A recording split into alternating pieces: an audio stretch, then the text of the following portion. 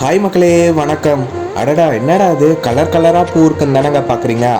ஆமாங்க, இது என் மாடி தோட்டத்தில் நான் ஒரே ஒரு சின்ன கட்டிங்ஸ் தாங்க வச்சேன். இந்த அளவு இந்த டேபிள் ரோஸ் செடி பிடிச்சி டெய்லி இதே மாதிரி கலர் கலராக பூ பூக்குதுங்க. இது மாதிரி கலர் கலராக பூ வைக்கிறதுனால நம்ம மாடி தோட்டத்தில் என்னென்ன பயன்கள்ன்றதை பார்க்கலாம்.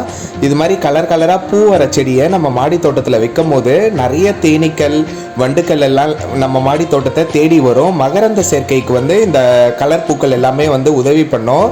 இது மாதிரி கலர் கலராக பூக்கள் பூக்கிறதுனால எங்கே இருந்தாலும் இந்த பட்டாம்பூச்சி, அதுக்கப்புறம் இந்த தேனீக்கள்லாம் நம்ம மாடி தோட்டத்தை தேடி வரும். தேடி காய்கறி செடியிலலாம் பார்த்தீங்கன்னா இந்த மகரந்த சேர்க்கைக்கு இது உதவி பண்ணுறதுனால வைக்கிற காய்கள், பழங்கள் எல்லாமே நல்ல சூப்பராக நல்ல பெரிய சைஸில் வருங்க. ரொம்ப முக்கியம், நம்ம மாடி தோட்டத்தை பொறுத்தவரையும் இது மாதிரியான கலர் கலர் பூச்செடிகள் கண்டிப்பாக வைக்கணும்.